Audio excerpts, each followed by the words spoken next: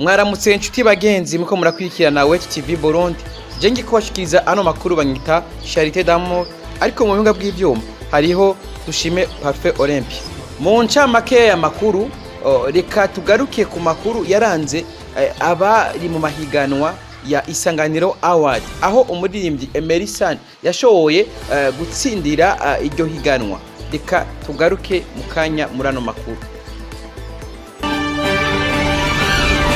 Emery San niwe muririmbyi yaraye atahukanye agashimwe Isanganiro Award, aho yashoboye guhiganwa n'abaririmbyi batandukanye, ariko Imana ikaza kumutera iteka akaba ashoboye gutsindira Isanganiro Award. Ido nido reka tubibaze mugenzi wacu niho yari yibereye. Uwatsinze akaba yitwa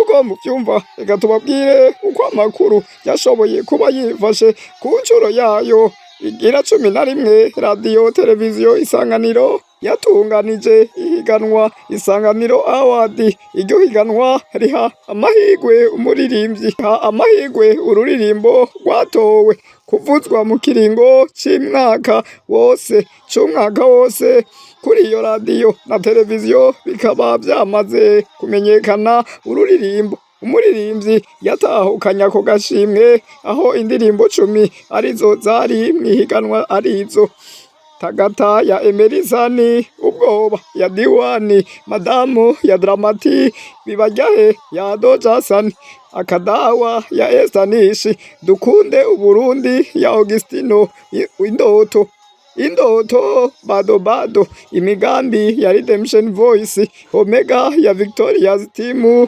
Umuganuro ya Fajo Burundi.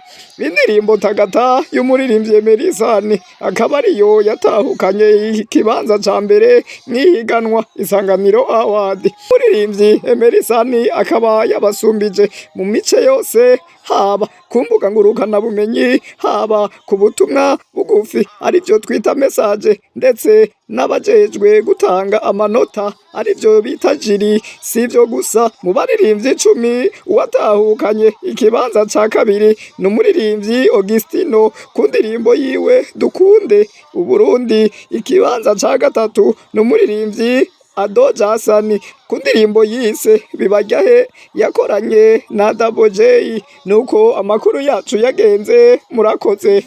Urakoze mugenzi wacu udushikirije ino nkuru. Imana iguhezagire. Twongera tubibutsa mugire subscribe kuri Wet TV Burundi.